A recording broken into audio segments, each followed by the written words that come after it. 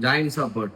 So, ఈ joint support గురించి ఎంతమందికి తెలుసు? ఆల్రెడీ ఎంతమంది యూజ్ చేస్తున్నారు? ఈ జాయింట్ సపోర్ట్ అనేది సింపుల్ వేలో మీకు ఇది ఎలా యూజ్ అవుతాదో 2 విషయాల్లో చెప్తాను. బాగా అర్థం చేసుకోండి.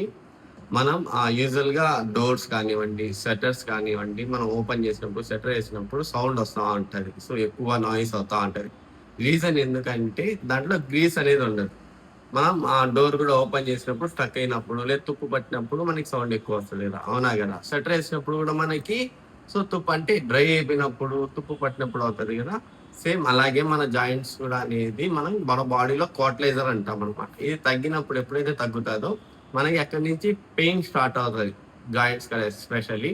అలాగే సౌండ్ వస్తూ ఉంటది. ఎవరైనా చేయి కదిలిచ్చినా, కూర్చొని లేసినా కలక్ కలక్ అనేసి. సో, అది మంచి సింప్టమ్ కాదు.